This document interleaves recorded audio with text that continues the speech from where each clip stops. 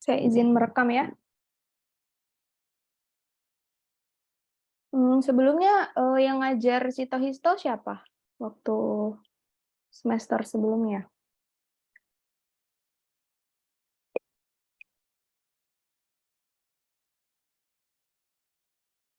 Sebelumnya itu ada Ibu Maria, cuman Ibu Maria belum sempat untuk menghadiri. Oh, Ibu Hijral, Ibu bilang Ibu Hijral. Oh, Ibu Hijral ya. Sudah Iya. diajari apa saja? Tentang apa? Kemarin kalau tidak salah Ibu kebanyakan membahas mengenai teknisi, tapi kalau untuk tes soal cuma beberapa dan itu pun random dari soalnya itu. Enggak, maksudnya waktu kuliahnya itu belajar Oke. apa?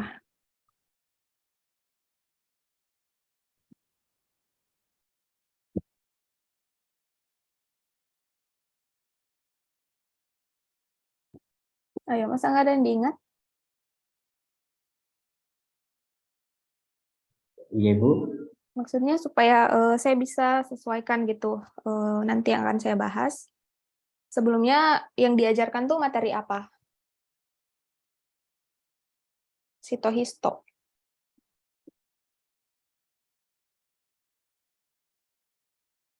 Yang lain juga bisa menjawab, jangan ini aja, ketua tingkatnya.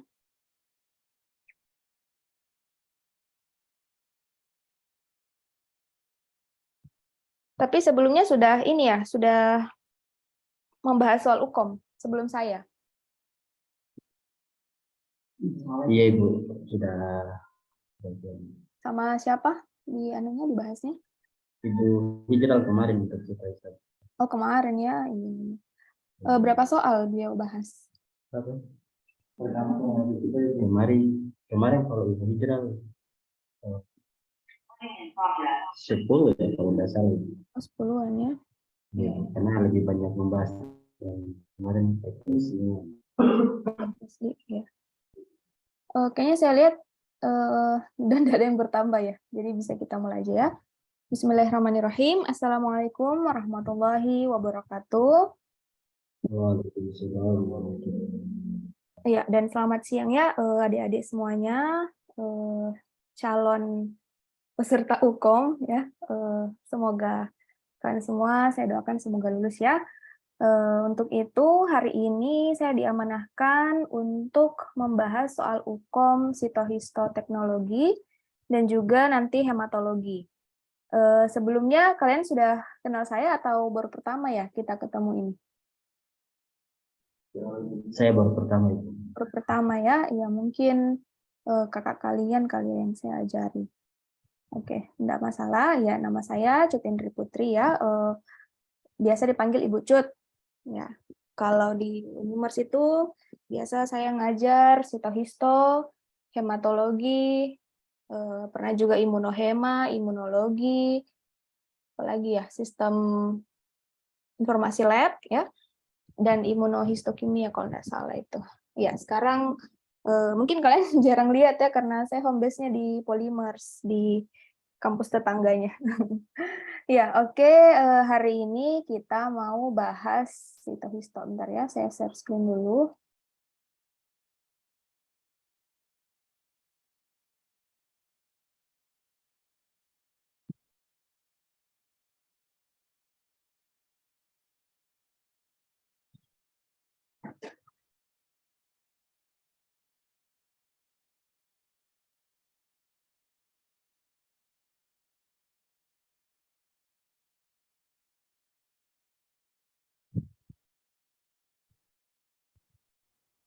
Jelas ya kelihatan slide-nya? Iya Ibu. Oke.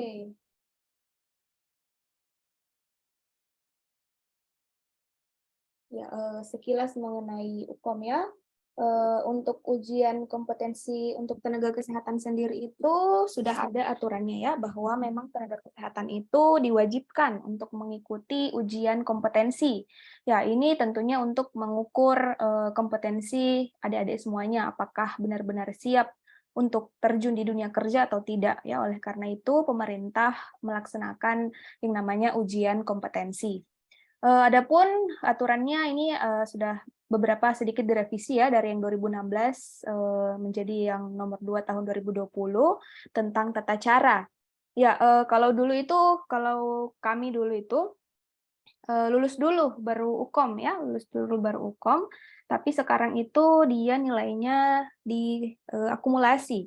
Jadi nanti IPK-nya itu 60%, Ukom-nya itu 40% untuk menentukan kelulusan. Jadi tidak bisa diwisuda sebelum lulus Ukom. Ya, jadi baik mahasiswa vokasi ya seperti D4 atau D3 maupun yang profesi, yang S1 dan profesi itu semuanya itu harus dinyatakan lulus Ukom dulu sebelum memperoleh ijazah.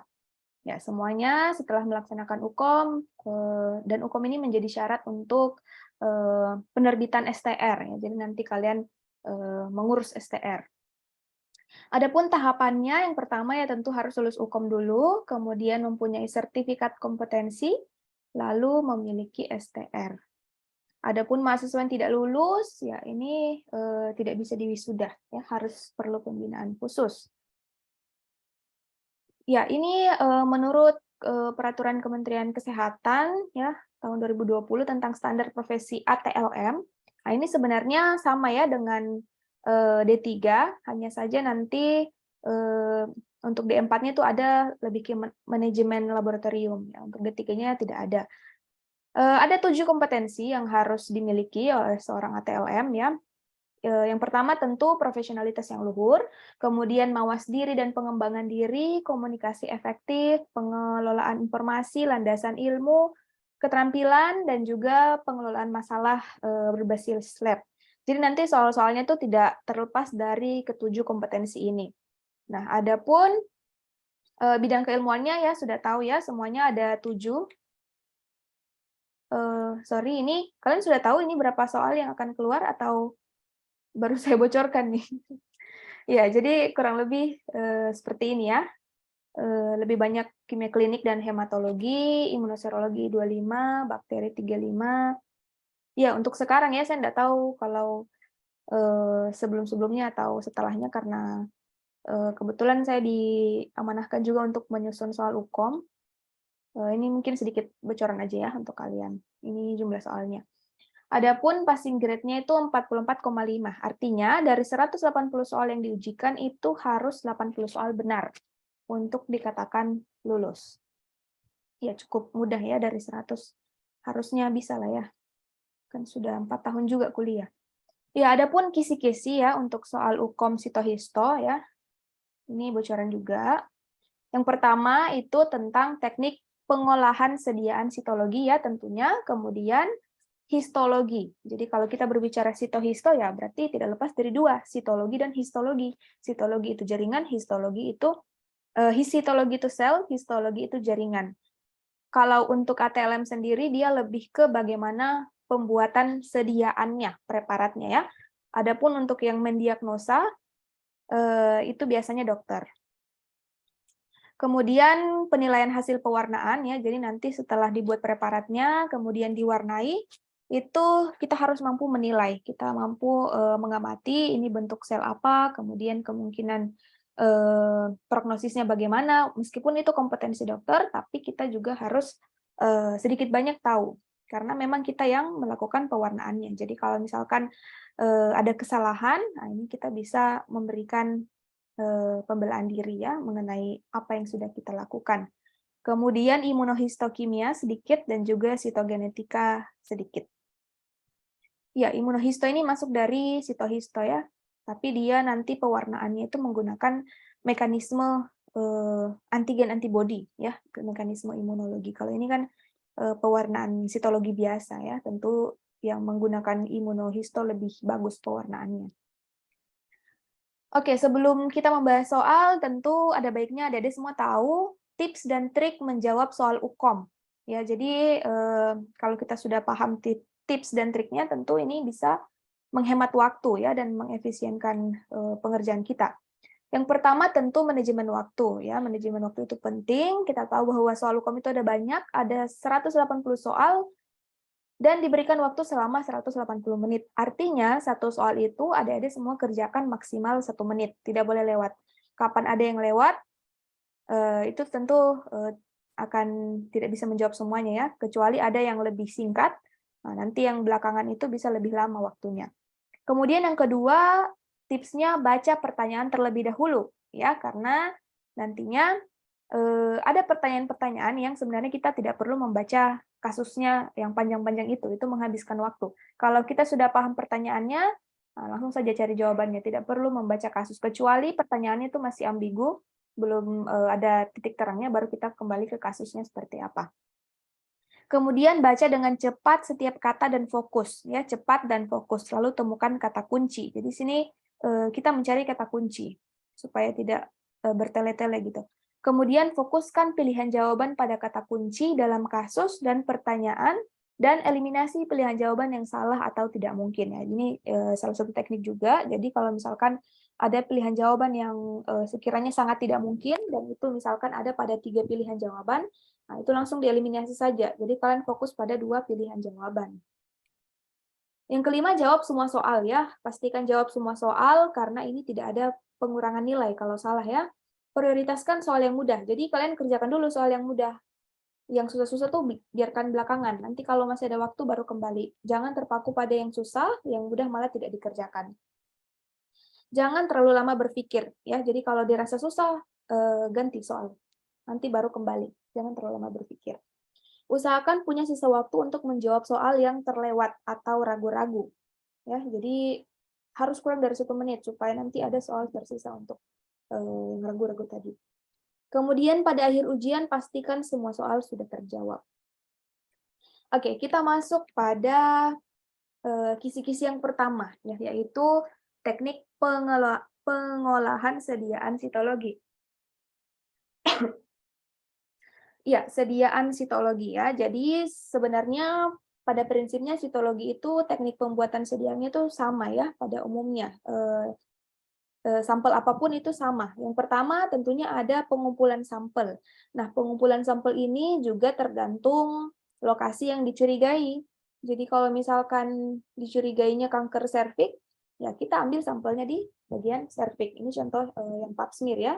Tapi pada umumnya tahapannya sama untuk sampel apapun. Jadi misalkan juga kalau dicuriganya kanker lambung, ya tentu yang diambil di lambung. Ya, dengan cara bilas ya, ada namanya bronchoalveolar lavage, kemudian ada namanya bilasan lambung, tergantung lokasi yang dicurigai atau tergantung permintaan dokter. Dan kita juga harus tahu itu cara pengambilannya, karena biasanya TLM juga dilibatkan untuk pengambilan sampelnya. Jadi itu pertama pengumpulan sampel, dan biasanya untuk sampel-sampel sitologi itu dia berbasis cairannya atau aspirasi atau bilasan. Kalau histologi bedanya itu dia lebih ke jaringan yang padat ya, jaringan yang bisa kita lihat dengan mata. Tapi kalau sitologi sendiri dia lebih ke kebanyakannya cairan. Kemudian yang kedua adalah smearing atau penggoresan pada slide ya, seperti ini. Jadi setelah kita ambil sampelnya kita gores. Setelah itu difiksasi ya, tujuan fiksasi itu untuk membuat sediaan ini tuh menjadi fix atau menempel pada slide-nya. Artinya tidak pindah-pindah. Supaya nanti kalau kita warnai, tidak terlepas dia punya sel-sel yang ada di slide ini. Jadi harus difiksasi. Setelah fiksasi tentunya masuk pada proses pewarnaan. Adapun untuk pewarnaan sitologi itu ada beberapa ya, tapi yang umum itu menggunakan pewarnaan Papa Nicolau. Nanti tergantung lagi fiksasinya. Jadi kalau ada pewarnaan untuk fiksasi basah, ada untuk fiksasi kering. Jadi karena ini contohnya pap smear ya, jadi nanti dia punya pewarnaan fiksasi, karena dia fiksasi basah, artinya dia difiksasi dalam keadaan sediaan basah, maka dia menggunakan pewarnaan Papa Nicolau. Kemudian setelah itu baru diamati di bawah mikroskop ya. Jadi untuk sampel sitologi yang lainnya pun pada umumnya prosedurnya sama ya, seperti pap smear. Jadi ini yang saya contohkan pap smear karena ini yang paling banyak dilakukan di laboratorium untuk sitologi. Oke, langsung saja. Jadi ini kita masih membahas yang sitologi dulu ya, supaya kita terarah, tidak campur-campur. Soal yang pertama, dalam silabus pendidikan teknologi laboratorium medis, kita langsung di pertanyaan ya, siapa tahu bisa langsung dijawab ya.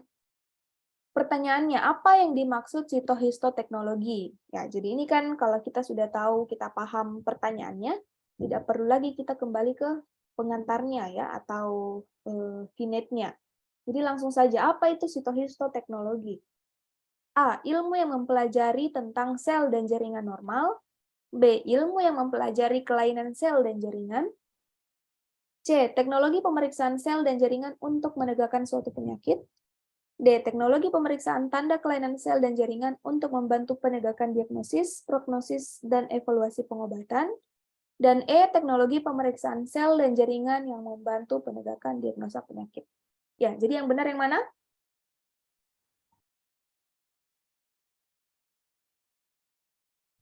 Yang mana yang benar?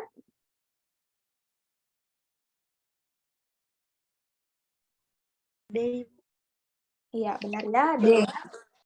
Ya, jadi kalau kita lihat di sini, ini mirip-mirip ya, mirip-mirip dia punya jawaban. Dan rata-rata ya benar-benar sedikit, tapi yang paling lengkap itu adalah yang D. Jadi kita lihat di sini ya, kelainan sel. Jadi bukan jaringan yang normal, ya. Jadi kita mau periksa jaringan yang abnormal. Nah, sel dan jaringan. Ingat ya, ada sel, ada jaringan. Bukan hanya untuk diagnosis saja, tapi bisa juga prognosis. Artinya, dari sediaan itu dokter bisa mengetahui perkembangan penyakit ini apakah bisa semakin membaik ataukah semakin memburuk. Itu bisa diamati dari slide atau preparat sitohisto ini.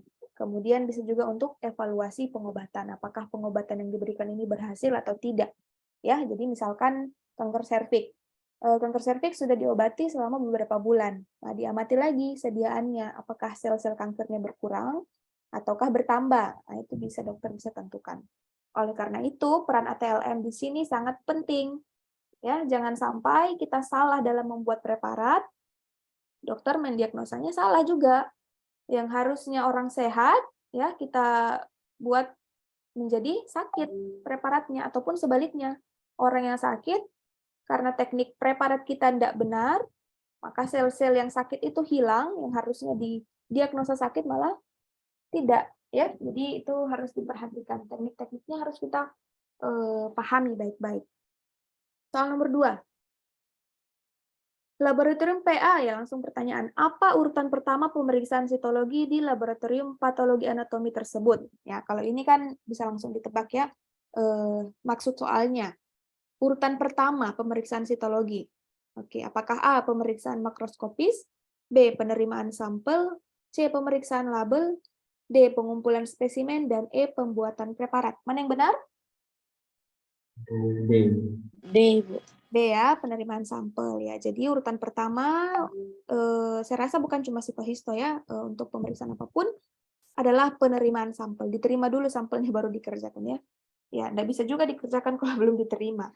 Artinya penerimaan di sini ya kita seleksi ya, apakah sampel ini memenuhi syarat, volumenya apakah sesuai, ukurannya, apakah ada larutan fiksasinya. Nah, ini kita harus bisa menyeleksi. Kita sebagai ATLM harus tahu syarat-syarat spesimen itu seperti apa. Nah, ini dimaksud penerimaan. Jadi tidak hanya sekedar diterima lalu dikerja, tidak, tapi kita memeriksa. Oke, nanti bisa kalian baca pembahasannya. Yang ketiga, pertanyaannya, apa urutan kegiatan yang harus dilakukan? Nah, ini kan tidak tahu apa ya, jadi kita harus kembali ke vignette-nya atau pernyataannya. Seorang ATLM diperintahkan untuk menyiapkan pemeriksaan sediaan sitologi. Ya, jadi yang ditanyakan adalah urutan pemeriksaan sediaan sitologi. Oke, coba diperhatikan mana yang benar ini urutannya. Tadi sudah saya singgung sedikit ya. Mana yang benar? C, Bu. C. C. Iya, benar ya. Jadi pengumpulan dikumpulkan dulu, digores di atas slide, fiksasi, dicat atau diwarnai, lalu diamati. Cukup mudah ya ini kalau untuk tahapannya, tidak terlalu banyak. Nanti yang agak tricky itu di histologi, itu dia agak panjang tahapnya. Tapi kalau kalian perhatikan, itu insya Allah akan dipahami. Oh ya, ini untuk sitologi itu sebenarnya ada 2 teknik ya. Kalau ini yang konvensional, yang 5 tahapan ini yang konvensional. Nanti ada yang advance dia, yang sudah maju tekniknya. Nah, itu namanya LBC, Liquid Based Cytology. Jadi pemeriksaan sitologi berbasis cairan. Nah, adapun sel yang yang dikumpulkan tuh lebih adekuat ya, artinya tidak ada zat-zat pengganggu yang bisa mengacaukan hasil. Di sini nanti disaring dia punya mukus-mukus, lendir, kemudian protein-protein pengganggu tuh akan disaring di larutan ini, dihilangkan. Jadi nanti yang kita amati itu benar-benar sel murni. Jadi jernih nanti dia punya tampilan. Berbeda dengan yang konvensional tuh biasanya masih agak kotor ya dia punya pengamatan. Tapi kalau yang LBC ini ada 2 teknik juga, ini lebih jernih nanti dia punya hasil pewarnaannya. Oke, soal berikutnya. Langsung ke pertanyaan, apa yang membedakan pap smear metode LBC dengan konvensional? Ya, masih ingat tadi ya, ini yang liquid, ini yang konvensional. Apa yang membedakan LBC? Yang membuat LBC beda dengan konvensional itu apa? A. Preparat langsung disiapkan sejak dari pengambilan. B. Bahan dikumpulkan dulu, kemudian dibuat preparat hapus. C. Fiksasi dilakukan 2 kali. D. Diproses secara manual. Dan E. Sampel yang terambil tidak memadai. Mana yang benar?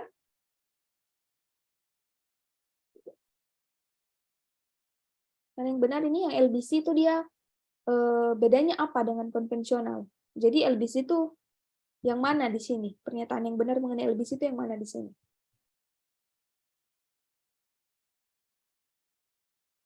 Apakah preparatnya langsung disiapkan saat pengambilan? Mana yang benar? Ayo, tebak aja, nggak apa-apa. A, Ibu. B, Ibu. A, kurang tepat. Iya, B ya, B yang benar. Jadi, ini preparat langsung disiapkan ini tuh yang metode konvensional. Jadi langsung di-smear ya, langsung di-smear. Tapi kalau LBC ini, dia dikumpulkan dulu tadi ya, saya bilang dikumpulkan, kemudian diekstrak selnya, baru dibuat preparat. Jadi nanti yang di preparat tuh murni sel-sel saja. Ya, adapun fiksasinya bukan 2 kali, 1 kali aja ya, kemudian diproses secara manual salah ya, karena dia nanti pakai alat otomatis. Kemudian sampel yang terambil tidak memadai salah ya, yang diambil itu justru sangat memadai karena sudah melalui proses penyaringan tadi ya. Adapun ini yang konvensional. Nah, ini ya bedanya yang saya katakan tadi, bedanya yang konvensional dengan yang LBC. Yang konvensional tuh seperti ini, masih ada mukus-mukus, lendir, semuanya masih ikut terwarnai. Protein-protein pengganggu pun hadir di sini. Nah, adapun yang LBC perhatikan, dia lebih jernih. Jadi dokter tuh lebih mudah untuk mengamati sel, mana yang sel abnormal, mana sel yang normal, ya. Nah, kalau di sini ada yang tahu mana yang abnormal, mana yang normal? Ini hasil pengecatan pap smear ya atau Papa Nicolau. Nah, ini normal nih ya, ini normal, itu yang besar-besar dia selnya. Sel epitel namanya nih, epitel cervix ya. Kalau ini yang sudah mengalami abnormalitas atau tanda awal kanker ya. Karena ini sel-sel muda. Sel-sel muda tuh harusnya tidak terlepas di luar. Dia harusnya di lapisan bawah kulit paling dalam. Tapi kalau orang kanker atau tumor, itu dia akan naik di permukaan. Makanya nanti disediaannya tuh banyak sel-sel muda. Itu kalau yang kelainan ya. Kalau yang normal ya kayak gini aja bentuknya. Kayak epitel biasa, putih. Oke, nanti bisa kalian baca ya perbedaannya. Soal berikutnya. Apa alasan yang tepat perlu dilakukannya pap smear? Ya, jadi tidak perlu dibaca karena pertanyaannya sudah jelas. Alasan perlu dilakukannya pap smear itu apa? A. Usia kurang dari 20 tahun. B. Pernah kawin pada usia lebih dari 20 tahun. C. Memakai alat kontrasepsi lebih dari 3 tahun. D. Pernah melahirkan lebih dari 3 kali. Dan E. Pernah dilakukan vaksinasi. Mana yang benar?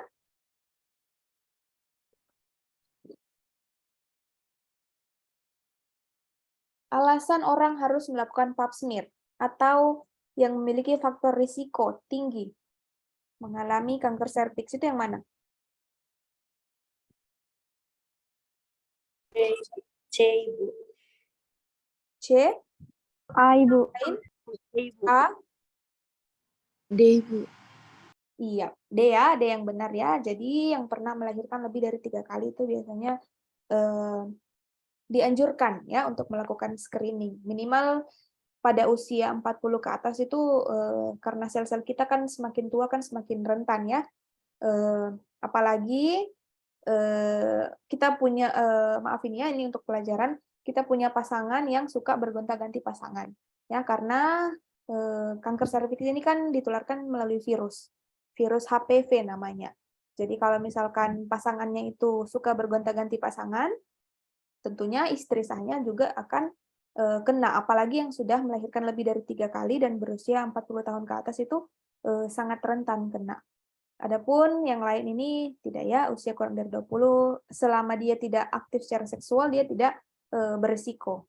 Nah, ini ada gambarnya ya. Nah, ini orang-orang yang memiliki risiko untuk tertular HPV atau Human Papilloma Virus. Oke, selanjutnya, apa yang dimaksud pemeriksaan tersebut? Nah, ini kita tidak tahu, jadi kita ke pernyataan. Para ibu di atas usia 40 tahun sering dianjurkan untuk memeriksakan diri ke lab patologi anatomi tentang kehadiran tumor kandungannya. Nah, apa maksud pemeriksaan tersebut? A. Tes untuk menentukan diagnosis tumor serviks uteri. B. Screening tes untuk mengetahui secara dini abnormalitas pada serviks uteri. C. Pemeriksaan utama untuk menentukan kanker serviks. D. Tes screening untuk menentukan klasifikasi tumor. E. Tes diagnosis penyakit kelamin. Mana yang benar? B. B. Ya, benar ya, B. Jadi ini bersifat screening. Jadi kalau ibu-ibu yang sudah berusia 40 tahun ke atas itu sebaiknya melakukan tes ya supaya kita bisa tahu secara dini apakah serviksnya ini bisa berisiko mengarah ke yang lebih serius ya, yang mengarah ke kanker serviks. Makanya dilakukan screening dan ini sudah program pemerintah ya dan ini gratis untuk pap smear ini. Ya, adapun ini bukan pemeriksaan utama ya, dan juga bukan penyakit kelamin. Klasifikasi tumor juga tidak bisa ditentukan ya, ini untuk screening aja. Oke, soal berikutnya. Pertanyaan, pulasan apa yang digunakan pada usapan tersebut? Nah, ini harus kita baca. Seorang ATLM mendapatkan biopsi karsinoma papilar dari pasien laki-laki berusia 60 tahun. Karsinoma papilar ini apa ya, dari mata ya, kanker mata kalau tidak salah. Pada jarum halus atau FNAB, spesimen yang didapat dihapuskan pada kaca slide. Selanjutnya dapat digunakan fiksasi kering untuk dipulas. Ya, jadi ini dia punya spesimen itu dilakukan fiksasi kering ya untuk diwarnai. Tadi yang saya katakan ada 2 jenis fiksasi ya, ada fiksasi basah, ada fiksasi kering. Fiksasi basah itu dilakukan pada saat sediaannya masih basah dan fiksasi kering sudah kering. Ya. Kemudian untuk pewarnaannya pun akan berbeda. Tadi kalau yang basah itu adalah pewarnaan, apa tadi ada yang masih ingat? Untuk yang pap smear tadi itu fiksasi basah, dia pakai pewarnaan apa? Apa Nicolau ya? Nah, ini yang ditanyakan pewarnaan apa ini pada fiksasi keringnya? Jawabannya apa? A. Eosin, B. Gimsa, C. Foncosa, D. Papa Nicolau, E. Hematoksilin. Mana yang benar? B, Ibu. B. Gimsa ya. Ya, benar. Gimsa itu untuk sediaan yang kering. Ya, contohnya kayak sediaan apa namanya? Hapus darah ya, itu kan kering dulu baru difiksasi. Makanya pewarnaannya Gimsa. Tapi kalau sediaannya yang masih basah lalu kita fiksasi, itu pakai pewarnaan Papa Nicolau. Itu saja ya bedanya. Jadi ini ya, contoh ini FNAB. Jadi untuk sitologi itu biasanya pakai FNAB. Dia biopsinya tuh pakai aspirasi. Karena sekali lagi sitologi itu kebanyakan berbasis cairan, maka pengambilannya pun harus menggunakan aspirasi pakai jarum.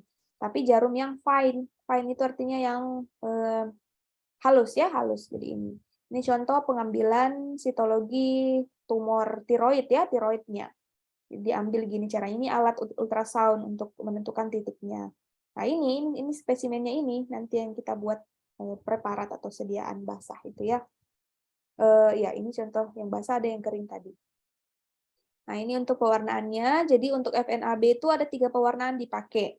Ada Romanowski, ya itu yang Giemsa, Wright, Giemsa ya untuk warna darah yang sama. Ada Papa Nicolau dan hematoksilin eosin.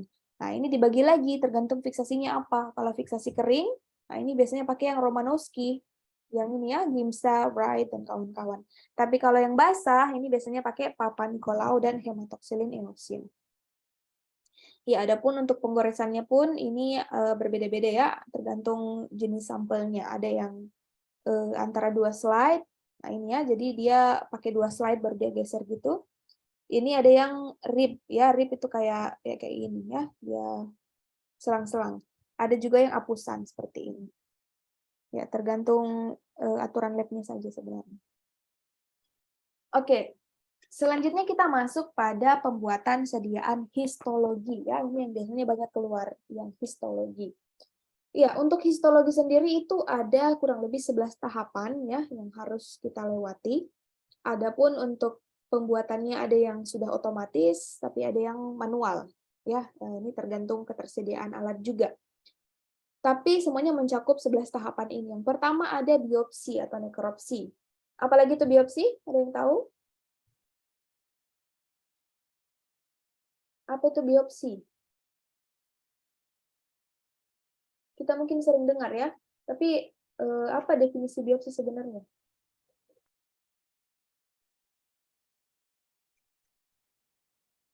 Ayo, apa itu biopsi? Ada yang tahu?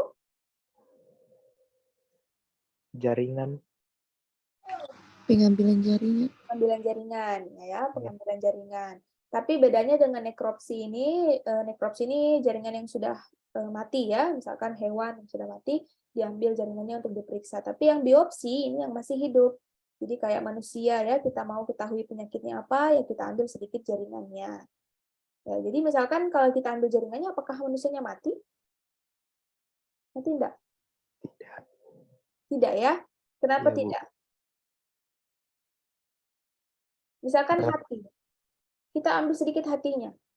Apakah dia enggak mati itu? Hatinya sudah dipotong sedikit. Tidak, Bu. Kenapa tidak? Karena nanti dia beregenerasi kembali selnya, Bu, untuk berganti. Ya, dia beregenerasi lagi karena ada namanya stem cell ya, proses ada stem cell, kemudian ada pembelahan sel yang mana membuat dia akan buat hati yang baru lagi ya. Jadi biopsi, itu biopsi. Kemudian tahap keduanya ada fiksasi ya. Jadi setelah kita ambil jaringannya kita harus fiksasi. Apalagi tujuan fiksasi yang tahu? Tujuan fiksasi.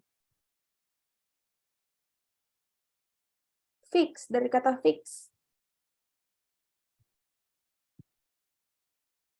Ya, ini sebenarnya mirip-mirip artinya dengan yang sitologi tadi ya, hanya saja sitologi itu dia lebih ke fiksasinya untuk menempelkan sel ke preparatnya. Nah, kalau ini fiksasi pada jaringan itu untuk membuat jaringannya itu awet, tidak mengalami pembusukan. Jadi kalau kita mau mengetahui arti dari suatu kata, kita tinggal lihat saja kata kata dasarnya apa. Kalau fiksasi ini kan dari kata fix. Fix itu artinya kan tetap ya, tetap artinya tidak berubah-ubah. Jadi kita mau buat jaringan ini tidak berubah-ubah setelah keluar dari tubuh. Kan kalau di tubuh itu kan dia tetap hidup ya, dia tidak akan berubah karena ada suplai darah, suplai oksigen, suplai makanan, jadi dia tidak busuk. Tetapi ketika dia keluar dari tubuh, itu proses pembusukan pasti terjadi. Kenapa? Yang pertama, dia tidak ada suplai makanan, tidak ada suplai oksigen. Otomatis jaringannya akan mati. Jaringan itu kan hidup ya, hidup dia. Dia hidup karena dia butuh oksigen, dia bernapas, dia melakukan metabolisme, itu ciri-ciri makhluk hidup. Tapi kapan kita putus metabolisme itu, dia akan mati. Ketika mati, muncullah bakteri-bakteri. Bakteri-bakteri inilah yang membuat jaringannya mengalami pembusukan.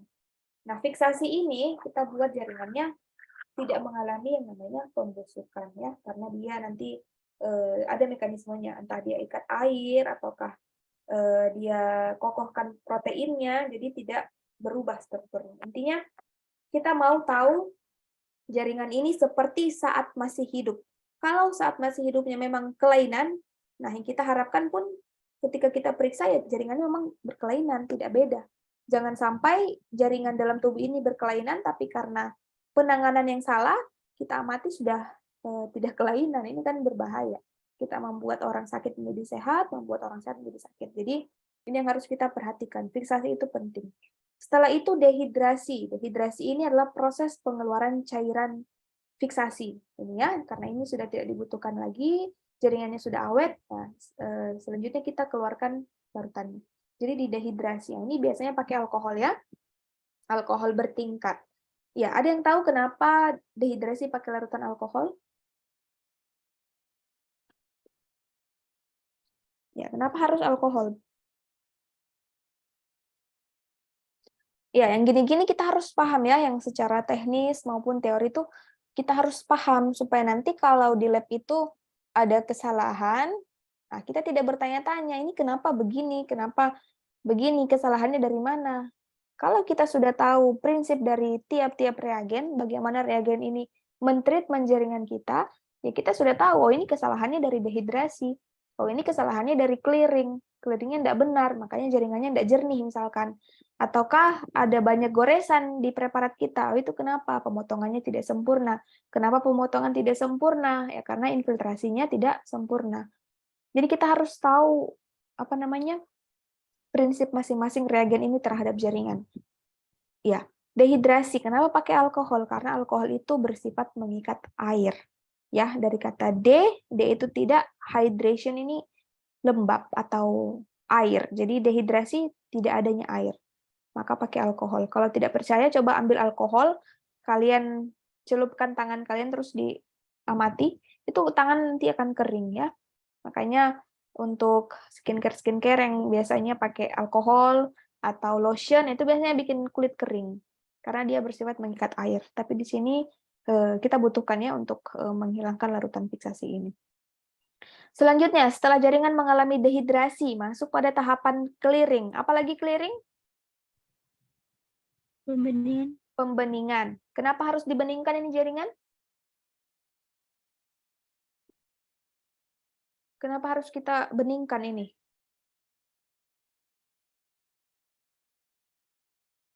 Iya, supaya lebih mudah ya kita amati jaringannya. Kalau masih banyak warna kan pasti pewarnaannya akan bercampur situ ya, tidak terlalu jelas. Jadi kita harus beningkan. Selain itu, selain membuat jaringan menjadi bening, clearing ini fungsinya untuk menghilangkan larutan dehidrasi juga. Ya, jadi tahapan-tahapan berikutnya itu biasanya untuk menghilangkan tahapan berikutnya. Jadi nanti jaringannya menjadi bening ya, bening. Setelah itu masuk infiltrasi. Ya, apalagi infiltrasi artinya? Proses apa ini? Pengeringan. Infiltrasi, bukan filtrasi ya. Infiltrasi itu artinya memasuki ya. Kalau perang ya, misalkan perang ada kata infiltrasi itu berarti musuh sudah memasuki daerah kita ya. Artinya di sini kita akan memasukkan parafin ke dalam jaringannya. Jadi tiap sisi jaringan ini harus terendam dengan parafin. Supaya apa? Supaya mudah dipotong. Jaringan ini kan lunak ya, lunak. Pernah lihat jaringan? Ada yang pernah lihat jaringan? Belum, Bu. Masa Anda pernah lihat jaringan? Jaringan ayam pernah lihat? Jaringan ayam. Ya, ayam yang kita makan itu kan jaringan juga ya, cuma dia kan hewan. Itu lunak atau keras? Ayam. Saya contohkan ayam saja ya, karena kan mungkin tidak pernah lihat daging manusia, ya lihat daging ayam saja, ya kayak gitu dia. Lunak ya, makanya itu kita harus keraskan supaya bisa dipotong dengan setipis ini. Kalau tidak keras ya mana bisa dipotong seperti ini, hancurlah jaringannya. Jadi harus kita keraskan. Pakai apa? Parafin. Parafin itu lilin. Makanya nanti dipanaskan dulu. Lilin kalau dipanaskan kan cair. Nah, nanti baru kita keraskan. Jadi dia keras, dia terendam gini. Nah, baru embedding. Embedding ini kita membuat blok, semacam blok ya, yang supaya nanti bisa dipotong seperti ini. Namanya mikrotom ya. Mikrotom. Mikrotom pun ada banyak jenisnya. Ini contoh yang paling sering digunakan, yang apa namanya ini? Saya lupa, slide ya atau apa.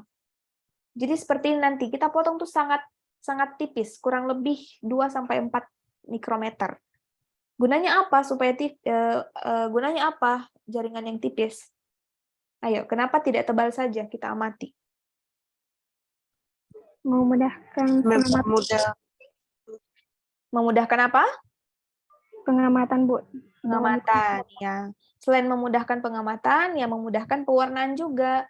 Jadi pewarnanya bisa masuk sampai ke dalam, mewarnai jaringannya. Kalau tebal, ya bagaimana pewarnanya ini bisa tembus ke dalam, ya. Jadi itu alasannya harus setipis mungkin. Makanya nanti ada teknik-tekniknya, kita potong kasar dulu ya untuk membuang kelebihan parafin, baru kita ambil yang tipisnya yang berikutnya. Ya seperti ini. Baru masuk di floating ya. Floating ini dari kata float atau terapung ya. Jadi nanti dia bisa diambil di atas slide. Jadi teknik penempelannya itu seperti ini ya. Kalau yang sitologi tadi kan langsung diteteskan ya di atas slide-nya. Kalau yang jaringan ya kayak gini caranya. Jadi nanti ditaruh di atas wadah, baru kita ambil kayak gini. Apakah melengket? Ya tentu belum ya, nanti baru masuk di sini baru dia melengket.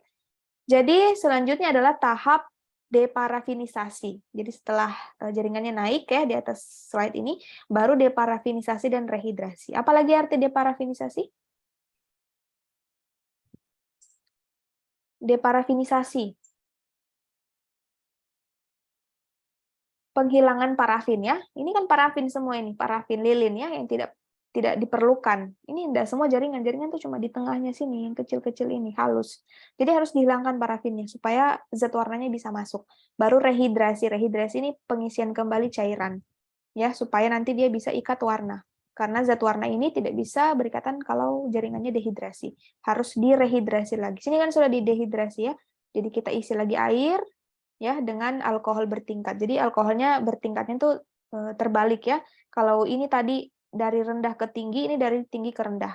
Supaya cairannya perlahan terisi ya, karena alkohol itu kan terdiri dari air juga. Jadi kalau alkohol 10%, ya 10%-nya saja alkohol, sisanya 90%-nya adalah air.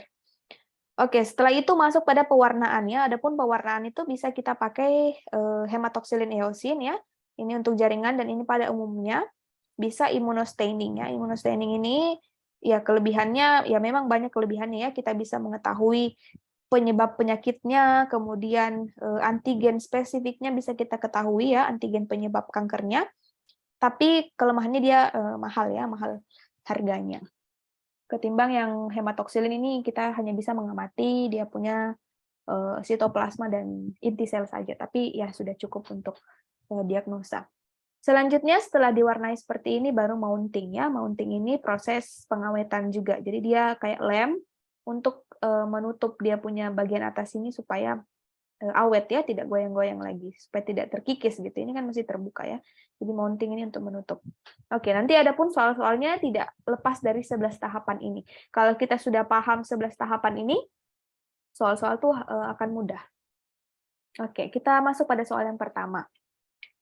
Bagaimana tahapan pembuatan preparat histologi? Nah, ini ya, tahapannya bagaimana? Ayo, mana yang benar?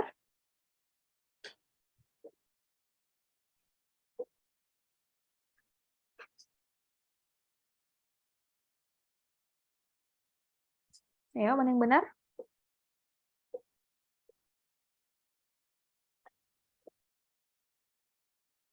Lihat saja yang terakhir itu apa?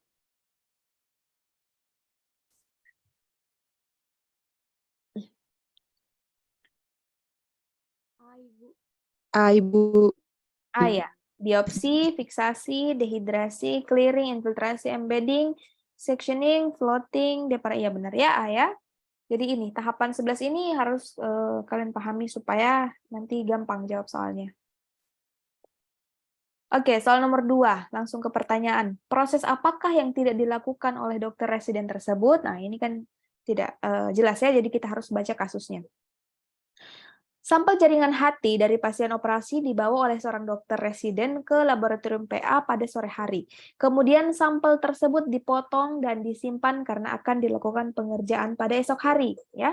Tetapi pada saat keesokan harinya, sediaan yang sudah dipotong tersebut mengalami lisis dan sudah tidak bisa digunakan lagi. Nah, jadi pertanyaannya, proses apakah yang tidak dilakukan oleh dokter tersebut dalam perlakuan sampel? Jadi ada proses yang tidak dia lakukan sehingga jaringannya mengalami lisis dan tidak bisa dilakukan tidak bisa digunakan lagi. Nah, proses apakah itu? Fiksasikah, dehidrasi, pembeningan, pembenaman, atau pengecoran? Mana yang benar? Fiksasi ya. Jadi ini mudah saja, jangan takut untuk kasus yang panjang-panjang ini. Intinya tuh sampelnya lisis gitu. Nah, itu proses apa? Ternyata dia tidak fiksasi. Ya, jadi tadi ya kalau kita tidak fiksasi, sampelnya lisis. Kenapa lisis? Ya karena dia tidak punya lagi energi untuk hidup. Kan sudah keluar dari tubuh ya, tidak ada suplai oksigen, tidak ada suplai nutrisi. Jadi dia lisis, dia mati. Itu ya fiksasi. Oke, soal berikutnya, pertanyaannya, apakah efek fiksasi terhadap jaringan tersebut? Nah, ini kita baca ya. Seorang ATLM mendapat kiriman sampel sayatan biopsi jaringan tubuh seorang laki-laki berusia 55 tahun yang mengalami karsinoma. Dilakukan tahapan pembuatan preparat dimulai dari fiksasi. Nah, apakah efek fiksasi terhadap jaringan tersebut? Nah, efeknya apa? Efek fiksasi. Apakah A, penetralan racun, meningkatkan penjernihan, mempercepat dehidrasi, menghambat proses pembusukan, dan E, menghentikan pertumbuhan? Mana yang benar? D ya, menghambat proses pembusukan. Itu arti atau maksud dari fiksasi. Intinya fiksasi, ingat pengawetan ya. Karena biasanya fiksasi itu pakai formalin ya, formalin. Kalau sering kita dengar formalin untuk pengawet mayat ya emang benar karena dia bersifat itu tadi dia membelah nanti rantai proteinnya. Itu nanti kalian lihat ada pembahasannya. Jadi dia itu akan menghambat proses pembusukan. Oke, selanjutnya tujuan yang terkait dengan proses ini ya, proses apa kita baca. Fiksasi adalah proses mengawetkan jaringan dalam larutan fiksatif selama 24 jam dengan tujuan agar jaringan awet dan kondisinya sama dengan keadaan seperti hidup. Nah, tujuan yang terkait dengan proses ini adalah artinya tujuan fiksasi itu apa ya? Oke, jawabannya apa? Iya, tujuannya itu ya, sel-sel dan elemen-elemen jaringan keadaannya dipertahankan. Kita tidak mau ada perubahan baik itu lisis ataupun pembusukan supaya nanti yang diamati adalah benar-benar yang seperti ada di dalam tubuh pasien. Kondisinya sama di luar maupun di dalam ya. Soal berikutnya, efek apa yang bisa terjadi? Ya kita baca. Dalam tahapan pemeriksaan sitohisto, jaringan yang akan diperiksa merupakan jaringan yang diduga kanker atau karena terjadinya kelainan. Biasanya jaringan sudah harus difiksasi sebelum 6 jam karena akan berefek pada jaringan. Jadi fiksasinya ini harus 6 jam setelah diambil ya, jadi tidak boleh lewat. Efek apa yang bisa terjadi kalau lewat dari 6 jam? A. Konstriksi, B. lisis, C. bengkak, D. maserasi, E. beku. Mana yang benar? Apa yang benar? Agak ini jaringannya. Lisis ya, yang benar itu adalah lisis. Jadi kalau lewat dari 6 jam itu biasanya jaringan sudah lisis. Oke, soal berikutnya, apa faktor penyebab terjadinya hal tersebut? Nah, kita baca, seorang ATLM melakukan perendaman sampel jaringan, perhatikan, setebal 6 x 6 cm dalam 10 ml larutan formalin selama 1 jam. Ya, ingat ya, dia tebalnya 6 x 6 dan formalinnya 10 ml. Kemudian dilakukan histoteknologi lengkap dengan benar sesuai prosedur. Jadi prosedurnya sudah benar semuanya. Hasil pewarnaan tidak seperti yang diharapkan karena tidak merata pada semua lapang pandang. Jadi masalahnya di sini warnanya tidak merata. Nah, penyebabnya itu apa? A. Tidak dilakukan dehidrasi. B. Awal staining dengan deparafinisasi. C. Tidak dilakukan pengecekan terhadap mikroskop. D. Besar jaringan tidak sesuai dengan volume fiksatif. Dan E. Jenis kandungan yang ada dalam jaringan itu berbeda. Mana yang benar? D, Bu. Apa yang D, benar? Bu. D ya? Iya, jadi besar jaringannya tidak sesuai. Jaringannya 6 cm, fiksatifnya hanya 10 mili, ya ini tentu tidak terendam sempurna. Untuk jaringan itu bisa terawetkan, minimal itu volume fiksatif itu 20:1. Jadi 20 dia punya larutan fiksatif, satunya itu jaringannya. Ya, jadi harus benar-benar banyak fiksatifnya baru bisa awet. Tapi yang perlu diperhatikan juga waktunya, jangan terlalu lama. Dan juga jangan terlalu pekat dia punya fiksatif, nanti jaringannya bisa mengkerut. Ya, jadi harus sesuai prosedur. Ya, jadi ini biasanya 2-3 cm ya yang ideal untuk fiksasinya. Soal berikutnya, jaringan tumor yang diterima laboratorium PA berukuran 6x6 direndam dalam 10 mili larutan formalin 10% sejak 24 jam yang lalu, dan jaringan diletakkan dalam toples tertutup. Ya. Selanjutnya akan dilakukan pemotongan makroskopis. Pemotongan yang dilakukan menemukan adanya jaringan yang membusuk pada bagian tengah jaringan. Nah, ini ternyata jaringannya membusuk di tengah. Penyebabnya apa? A. Proses fiksasi terlalu singkat. B. Volume fiksasi terlalu sedikit. Kesalahan konsentrasi fiksatif, pengiriman sampel yang hampa udara. E. Bahan wadah sampel yang tembus cahaya. Mana yang benar? B, Bu. B ya, volume fiksatifnya terlalu sedikit itu tadi ya. Tidak bisa. Jadi di tengahnya tuh belum sampai gitu, belum sampai larutannya ke tengah, makanya yang di tengahnya busuk, hanya di luar-luar saja yang awet ya karena terlalu tebal tadi. Oke, soal berikutnya, berapa perbandingan minimal yang baik? Ya, perbandingan apa? Kita lihat, oh ternyata fiksasi ya, cukup sampai situ. Jadi perbandingan fiksasi yang baik itu berapa? Ya, mana yang benar? Berapa kali? 20. Berapa? Agak putus-putus suaranya, Dek. 1. A, B, C, D, atau E? E, Bu. E ya, 20 kali. Jadi ingat, perbandingan jaringan dengan fiksatif itu 20 kali. 20 jaringannya, 20 fiksatifnya, 1 jaringannya. Nah, kayak gini ya. Nah, ini saya nggak tahu ini jaringan apa ini. Intinya kurang lebih segini jaringannya, dia punya fiksatif ya segini. Ya, dan biasanya pakai 10% buffer formalin ya. Bagus yang pakai buffer supaya pH-nya tidak berubah, pH jaringannya, karena kalau formalin biasa tuh bisa merubah pH. Oke, istilah proses tersebut itu apa? Kita baca. Dalam processing jaringan, tahapan di mana proses sebelum dilakukan pemotongan jaringan, apabila jaringan berasal dari tulang yang keras, harus dilunakkan dengan menambahkan zat tertentu. Apa istilah proses tersebut? Apa namanya?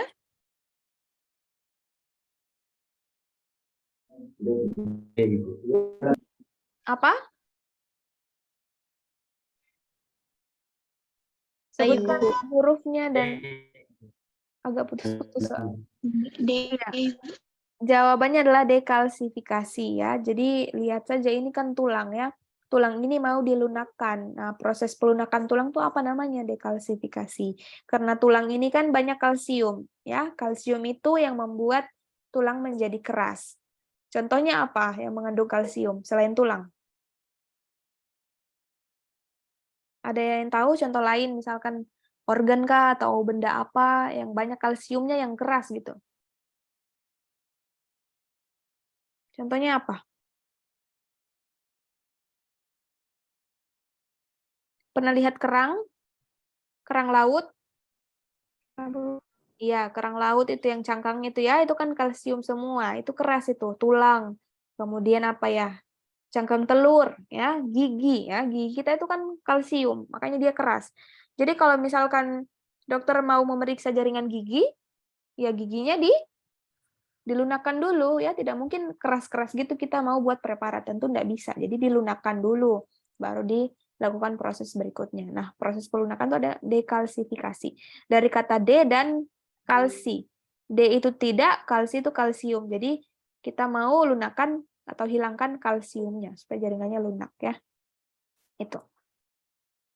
Oke, nah ini apa zat yang ditambahkan? Zat apa kita baca? Untuk proses pelunakan tulang ya, sebelum dilakukan pemotongan, apabila jaringan berasal dari tulang yang keras harus dilunakkan dengan zat tertentu. Nah, zat itu apa namanya? Untuk melunakkan tulang. Biasanya pakai zat apa?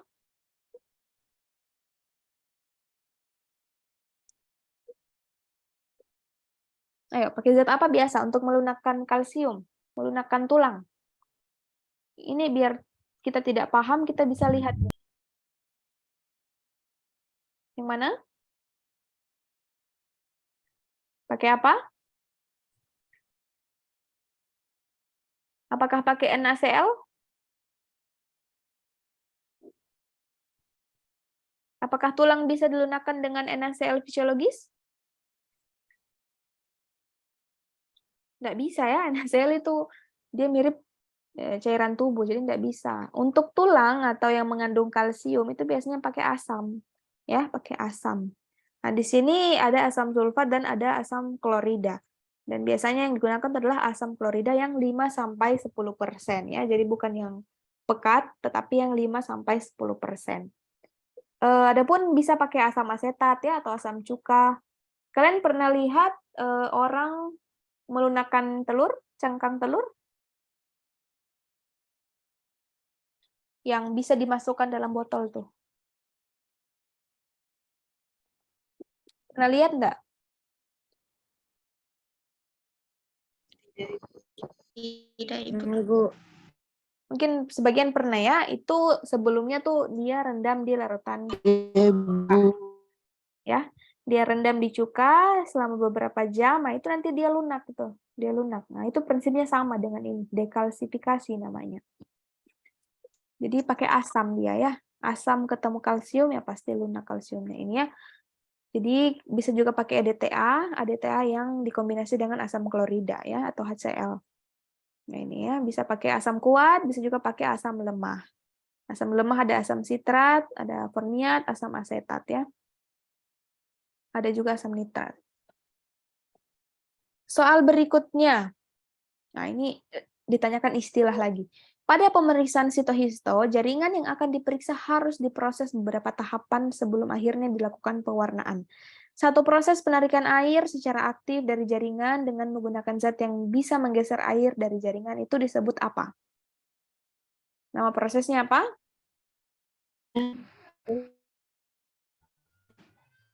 Ini jaringan saya yang agak ini atau gimana? Kurang jelas suaranya, Dek.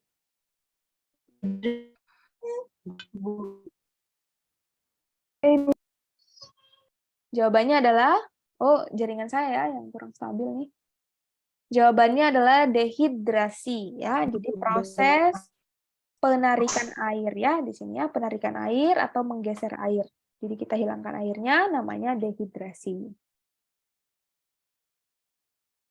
Oke, selanjutnya apa zat yang digunakan untuk proses tersebut? Nah, proses apa? Proses penarikan air dari dalam jaringan ya agar tahapan bisa dilakukan lebih mudah. Penarikan air tersebut dilakukan dengan menggunakan zat yang bisa menggeser air dari dalam sel. Iya, zat apa namanya yang digunakan untuk penarikan air tersebut? Alkohol, Ibu. Iya, alkohol ya, alkohol untuk dehidrasi ya. Biasanya ini dia secara bertingkat. Artinya mulai dari misalkan dari 20%, kemudian 40, 50 ya sampai yang 90%, 96%. Ya, gunanya apa? Yang secara bertingkat supaya jaringannya itu tidak rusak ya. Dia tidak kaget langsung didehidrasi pakai alkohol murni, melainkan harus secara perlahan. Oke, soal berikutnya. Pada tahapan manakah dalam proses persiapan sediaan histologi yang menyebabkan terjadinya artefak berupa kerutan? Ya, ini tidak perlu dibaca. Pertanyaannya sudah jelas. Pada tahapan mana yang membuat sediaan histologinya tuh berkerut, mengerut ya? Nah, itu tahapan mana itu yang mempengaruhi? Tahapan mana yang membuat sediaan menjadi mengkerut?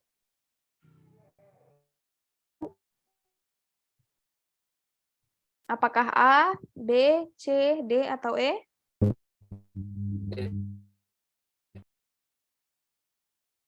Kurang ini ya suaranya.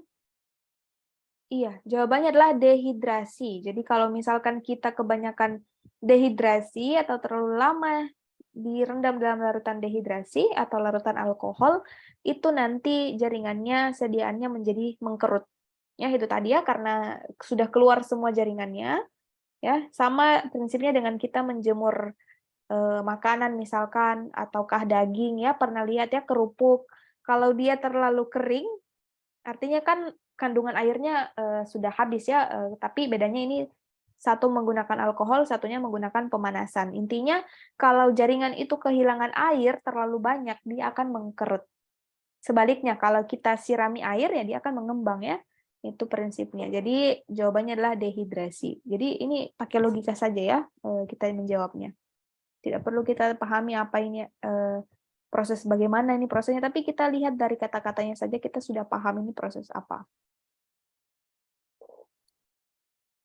Oke, apa tujuan dari perlakuan tersebut? Ya, jadi kita baca, pada saat melakukan processing jaringan, seperti clearing ataupun dehidrasi, penggunaan konsentrasi zat dilakukan secara bertahap. Nah ini ya, dari konsentrasi yang rendah, bertahap ke konsentrasi yang tinggi ya, seperti yang saya katakan tadi. Tujuannya apa? Apakah A, untuk efisiensi reagen, B, sitoplasma menjadi jernih, atau C, inti menjadi kuatkah, atau tidak merusak jaringan, atau reagen tidak keruh. Mana yang benar?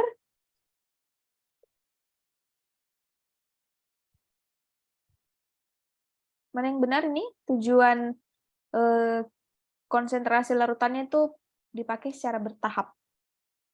Supaya D, apa? D, Ibu, tidak merusak jaringan. Iya, D ya, yang benar. Supaya jaringannya tidak rusak. Seperti yang saya katakan tadi, supaya tidak kaget gitu larutannya. Ya, apa jaringannya. Jadi kita perlahan-lahan menaikkan konsentrasinya. Oke. Istilah lagi ditanyakannya. Pada saat processing jaringan, tahapan di mana proses penggantian alkohol yang terdapat dalam jaringan diganti dengan zat yang dapat menghantarkan parafin ke dalam jaringan. Nah, masih ingat ya, proses apa namanya itu? Apakah dekalsifikasi, fiksasi, dehidrasi, embedding, atau clearing? Yang mana yang benar? Apa? embedding Ibu. Clearing, Ibu. Clearing ya, clearing. Jadi dia itu disingkirkan dulu nih alkoholnya ya.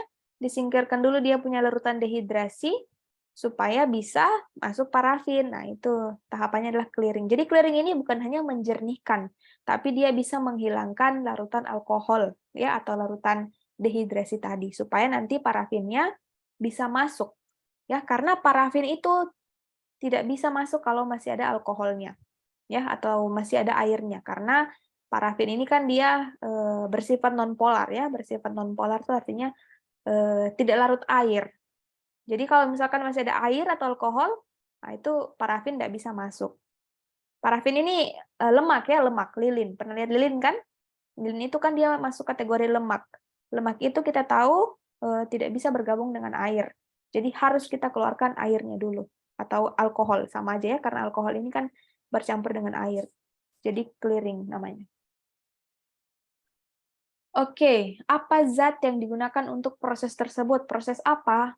Nah, ini proses penggantian alkohol yang terdapat dalam jaringan diganti dengan zat yang dapat menghantarkan parafin. Ini tadi ya, clearing. Nah, zat apa yang digunakan untuk clearing? Apakah A, alkohol, B, silol, C, eter, D, nasal fisiologis, dan E, aquabides? Mana yang benar? Pakai apa kita kalau clearing?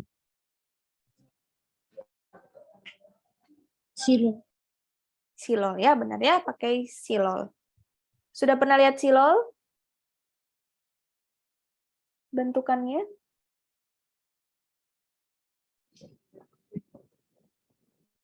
Silol, pernah lihat belum? Ini yang biasa kita pakai kalau mau mengamati sediaan darah ya, sediaan apus itu, yang bening-bening itu namanya silol. Supaya lebih jernih dia punya tampakan gitu ya. Beda dengan lisol, kalau lisol itu desinfektan. Kalau silol, itu. Sorry. Silol ini untuk membersihkan mikroskop ya. Sorry, saya salah, membersihkan mikroskop. Makanya dia ini bisa melarutkan zat-zat organik. Makanya dia namanya pelarut organik. Dia mirip dengan apa namanya? Dia mirip dengan kloroform itu sama ya. Dia itu pelarut organik atau pelarut polar. Jadi dia bisa melarutkan zat-zat yang berupa organik ya. Karena ini kan jaringan itu kan organik ya. Oke, nah ini ya jenis-jenis larutan pembeningan. Ini ada silol, kita bisa pakai silol, toluen, kloroform, silol substitusi maupun citrus fruit oil. Intinya dia yang bersifat polar atau pelarut organik. Apakah yang menjadi penyebab sediaan tersebut sulit untuk dipotong? Nah, ini kan sudah tahu ya penyebabnya apa. Kenapa jaringan itu sulit dipotong? Apakah A. Proses perendaman sediaan dengan formalin 10% kurang dari 24 jam? B. Masih adanya kandungan air dalam sediaan jaringan? C. Proses pengeluaran alkohol pada tahap pembeningan tidak sempurna? D. Sediaan jaringan masih belum benar-benar terbebas dari cairan pembening? Dan E. Pisau mikrotom yang dipakai kurang tajam. Mana yang benar?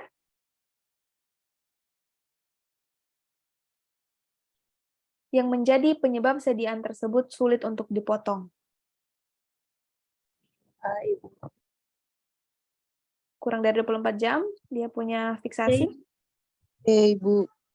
Jawabannya adalah C, proses pengeluaran alkohol pada tahap pembeningan tidak sempurna. Kenapa? Kenapa kalau pembeningannya itu tidak sempurna, dia sulit dipotong? Kenapa? Tadi, prinsip tadi yang saya katakan. Ini kan parafin itu kan dia organik ya. Organik ini artinya dia itu polar. Dia tidak bisa bertemu dengan yang namanya air atau alkohol. Dia lemak. Lemak itu musuhnya air ya. Jadi kalau misalkan masih ada air atau alkohol yang mana tahap pembeningannya itu tidak sempurna, tentu parafin tidak bisa masuk ke dalam jaringan. Kalau parafin tidak bisa masuk ke dalam jaringan, tentu jaringannya tidak mengeras. Kalau tidak mengeras, ya susah dipotong. Gitu ya, gitu cara berpikirnya. Jadi kita lihat kembali, kenapa sulit dipotong? Oh, karena jaringannya masih lunak. Kenapa lunak? Karena parafin tidak masuk sempurna. Kenapa parafin tidak masuk sempurna? Ya karena jaringannya belum terbebas, belum benar-benar terbebas dari alkohol.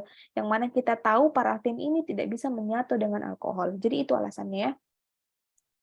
Jadi begitu cara berpikirnya. Kalau misalkan nanti suatu saat kita kerja ya, kita kerja di bagian sitologi yang membuat jaringan gini, kemudian ada kesalahan, dokter menemukan kenapa begini jaringannya. Kita bisa menjawab, oh ini dok, ini pada tahap ini kesalahannya.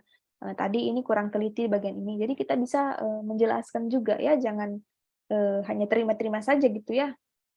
Itulah gunanya kita belajar. Oke, selanjutnya, apa nama larutan untuk proses itu? Proses apa? Jaringan yang sebagian besar adalah protein, pada proses perendaman dalam alkohol akan berubah warna karena sifat protein tersebut. Perlu dilakukan penjernihan. Ya, jadi karena jaringan itu kena alkohol, dia akan berubah warna, maka harus kita jernihkan ya, kita jernihkan. Nah, nama larutan untuk proses itu apa? Jawabannya apa? Ayo, kayaknya mirip ini tadi. Jawabannya apa? Silol, Ibu. Silol ya. Jadi kalau kita lihat kata-kata penjernihan, pembeningan, clearing itu sama ya.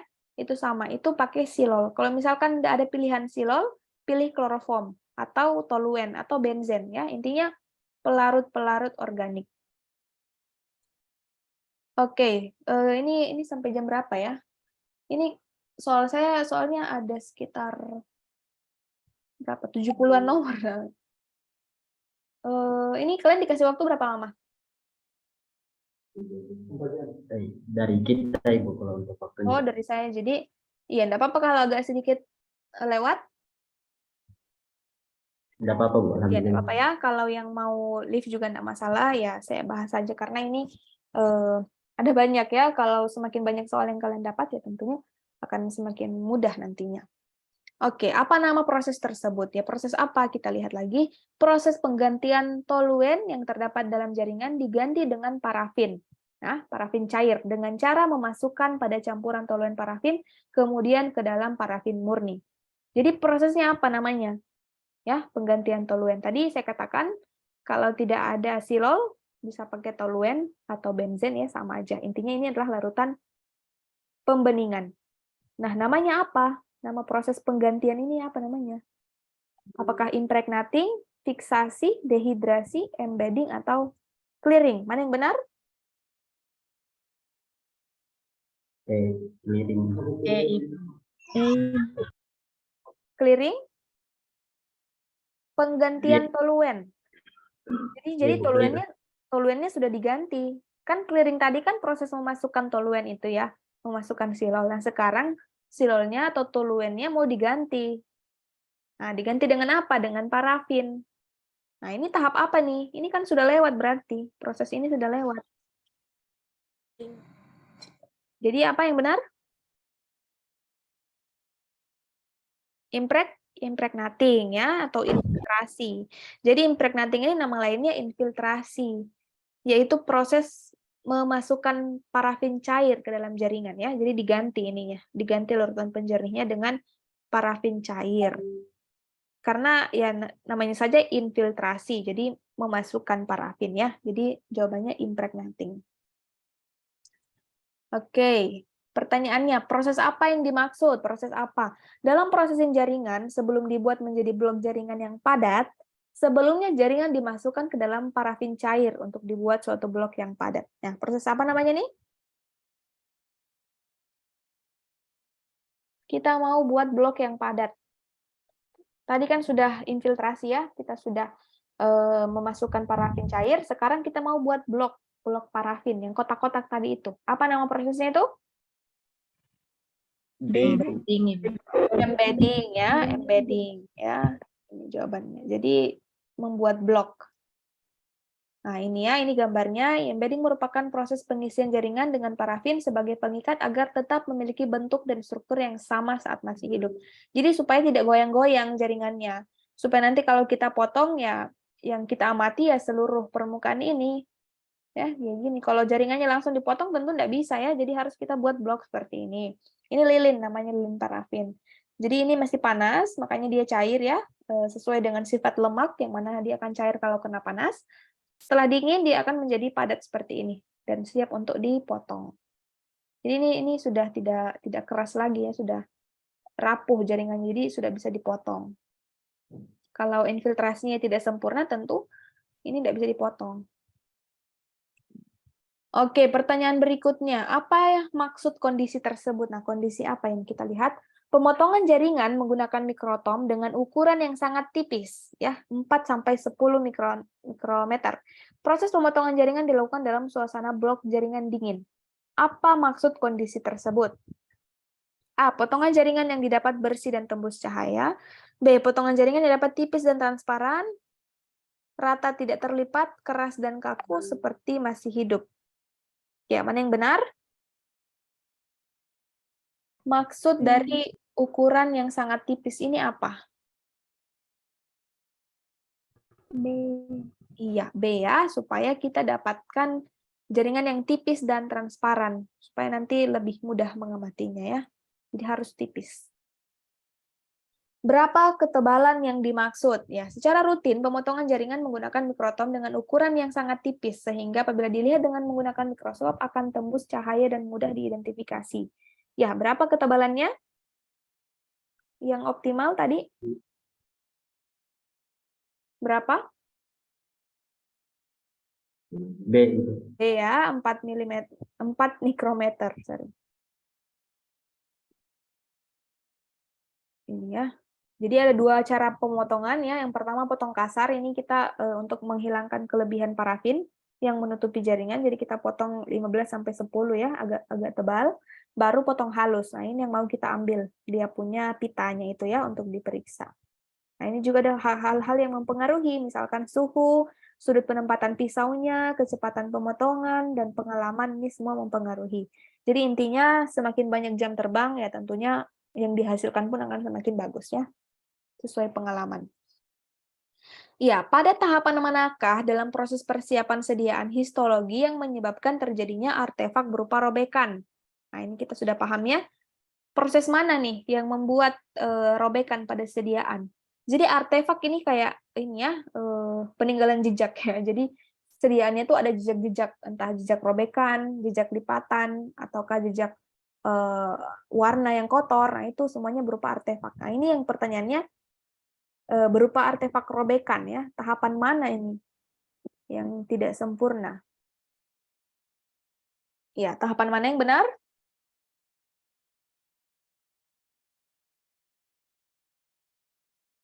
Iya, pada tahapan pemotongan ya. Pemotongan ini hati-hati, rawan sekali pitanya itu tersobek. Jadi harus betul-betul secara perlahan. Apalagi kalau pisaunya tumpul ya, itu harus segera diganti. Oke, apa nama proses penempelan tersebut? Ya, jadi jaringan dipotong sehingga membentuk pita dengan ditempelkan pada objek gelas. Ya, ini nama prosesnya apa nih? Tadi penempelan pita. Apa jawabannya? Mounting. Mounting atau floating? Floating ya, dia itu penempelan yang tadi. Jadi ditaruh di atas air dulu ya, supaya pitanya terbuka sempurna, baru kita tempelkan. Karena kalau langsung kita tempelkan pada objek gelasnya, itu biasanya rawan robek ya. Jadi dipakaikan media air. Nah ini ya tadi ya, ingat-ingat saja gambarnya.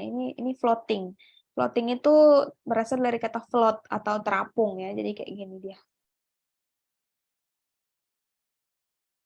Oke, zat apa yang dimaksud? Jadi kita lihat preparat jaringan yang akan diwarnai dengan pewarnaan rutin, maka dilakukan proses deparafinisasi, yaitu untuk menghilangkan bungkusan parafin yang menyelimuti jaringan dengan menggunakan zat yang bisa menggeser parafin. Nah, zat apa ini yang menggeser parafin?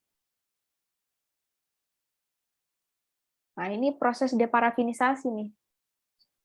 Penghilangan parafin. Pakai apa? Ayo. Jadi parafinnya itu harus kita hilangkan ya. Kan tadi tujuannya hanya untuk supaya memudahkan pemotongan. Nah, kalau kita sudah potong, kita sudah dapatkan pitanya, ya parafinnya kita hilangkan lagi ya karena sudah tidak dipakai. Kita hilangkan supaya tidak mengganggu proses pewarnaan. Nah, penghilangannya itu namanya proses deparafinisasi. Nah, ini biasanya pakai yang namanya silol. Jadi ingat, silol ini bisa berguna untuk pembeningan, bisa juga untuk deparafinisasi. Ya, karena kembali lagi dia ini pelarut organik atau pelarut polar. Jadi karena parafin itu organik, jadi pelarutnya ya pakai silol ya supaya bisa keluar dia itu terlarut dan setelah dicuci dia keluar. Ini ya, ini ada silol, bisa juga kloroform ya, ini kloroform, bisa toluen, benzol, intinya pelarut-pelarut organik lah.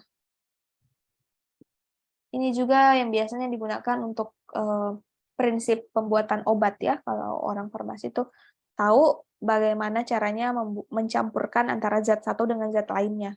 Karena dia kan berbeda, dia punya kepolarannya ya. Jadi ada yang hanya bisa larut pada pelarut organik, ada yang pelarut non-organik ya. Tergantung zat apa yang mau dia campurkan.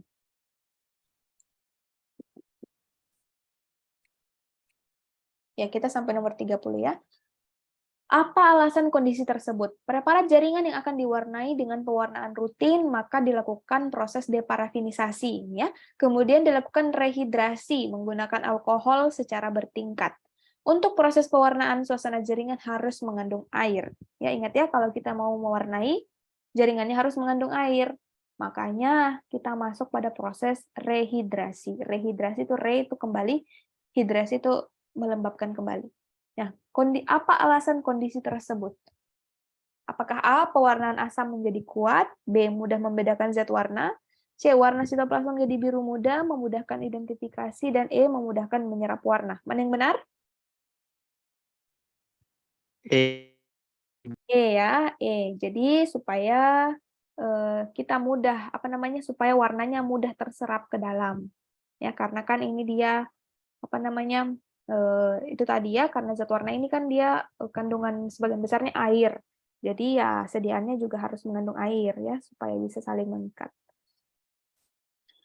Nah, ini ya proses rehidrasi, itu tadi yang saya katakan dia berkebalikan dengan dehidrasi ya. Dehidrasi itu menghilangkan air, rehidrasi mengisi air. Jadi kalau dehidrasi itu dari 60 ke 100, maka rehidrasi adalah sebaliknya.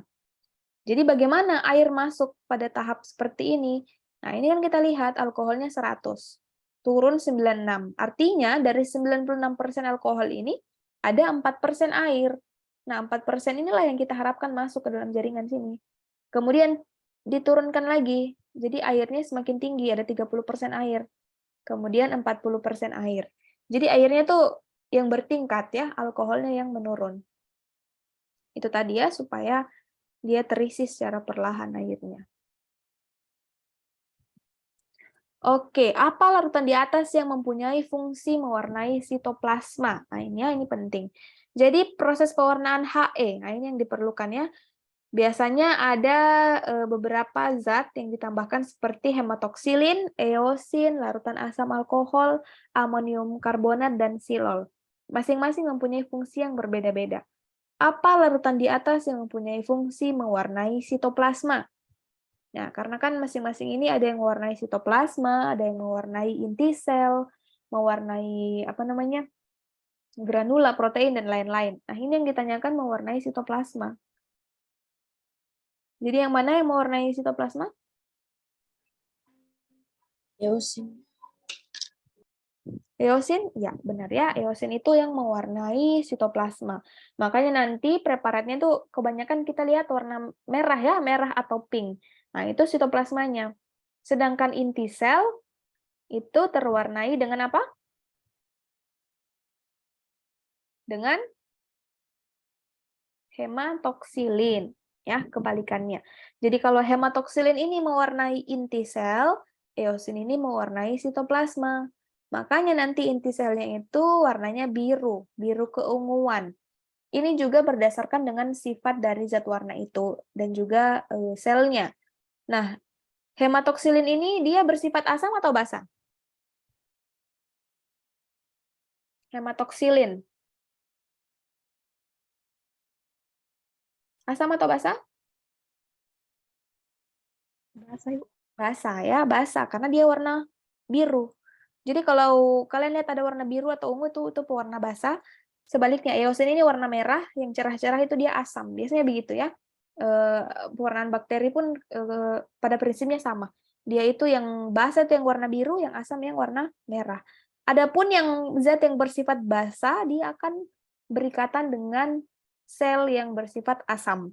Biasanya adalah inti sel. Inti sel itu bersifat asam, makanya dia bisa diikat hematoksilin.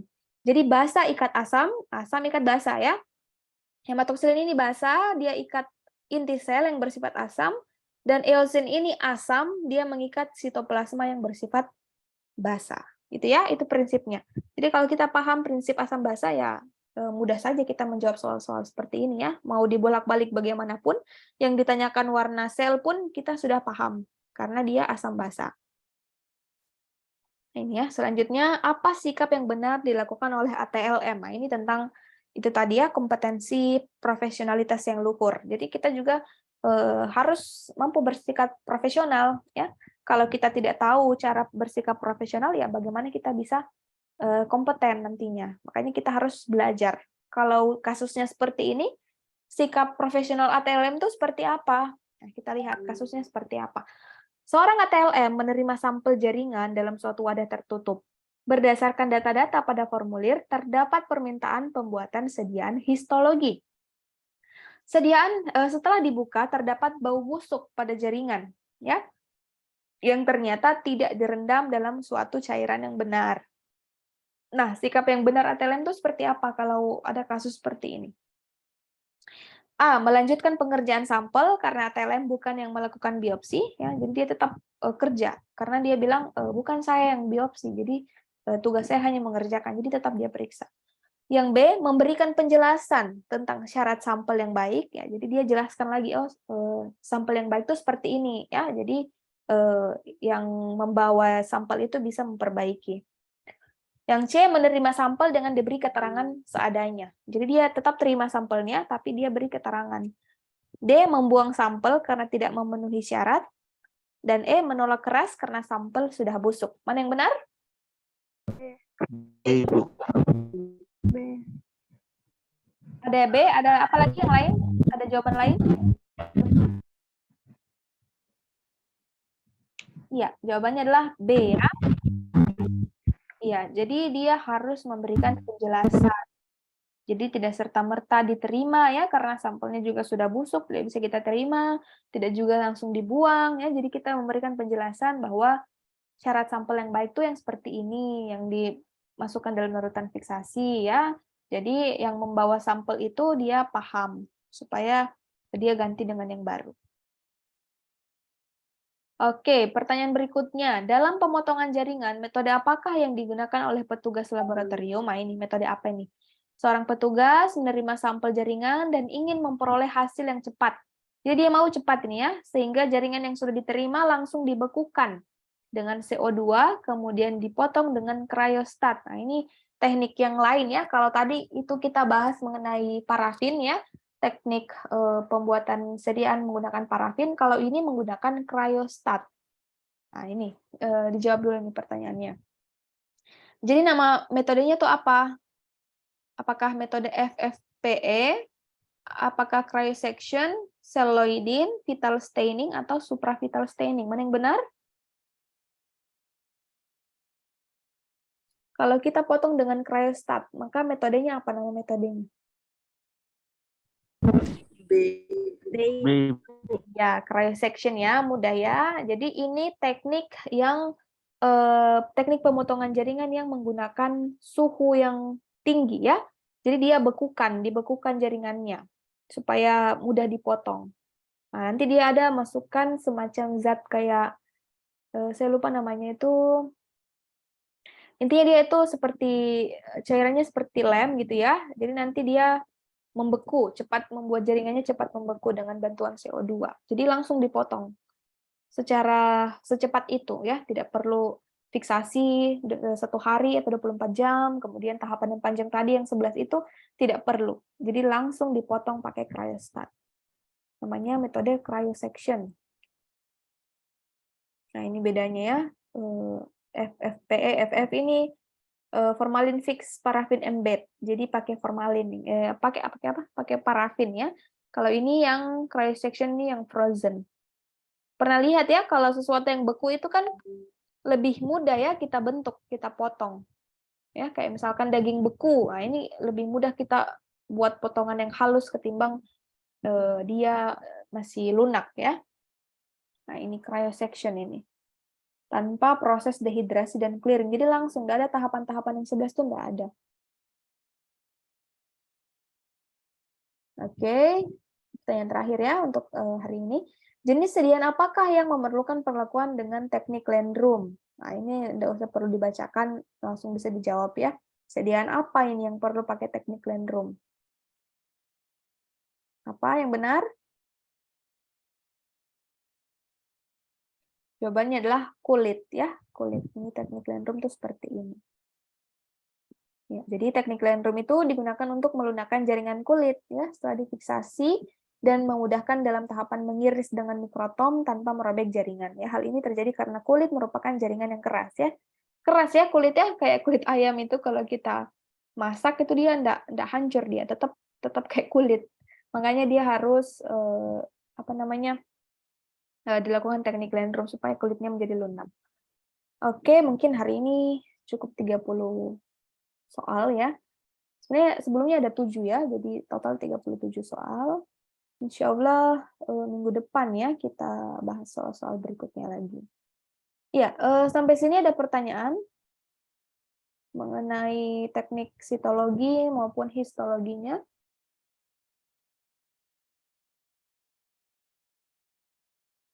Ya, Bu rasa mungkin cukup jelas ya. Kalian UKOM kapan? Tanggal berapa? Tanggal 25 ya kalau tidak salah ya? Iya, Iya. 25 apa? Iya, 25 ya. Sebentar lagi. Iya, makanya kemarin temannya bilang angkatan 2018. Seingat saya 2018 kemarin sudah ini apa namanya? Pembahasan UKOM. Ternyata ada yang belum ya. Jadi di sini semuanya angkatan 2018 saja atau ada yang alih jenjang? Ada juga yang alih jenjang? Ada Ibu, ada Ali Jenjang, ada angkatan 17 lagi. Oh, ada angkatan 17 juga ya yang belum Ikom. Iya, Ibu. Ya, saya hanya bisa kasih semangat ya dan juga mendoakan. Selebihnya ya tergantung usaha dan doa kalian juga semuanya. Insya Allah kita ketemu minggu depan ya untuk melanjutkan Sito-Histo lagi. Saya rasa cukup ya untuk hari ini.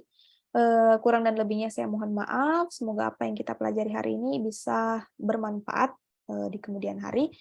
Assalamualaikum warahmatullahi wabarakatuh. Waalaikumsalam warahmatullahi wabarakatuh. Terima kasih, Bu. Iya, Ibu. Ya, saya izin live ya.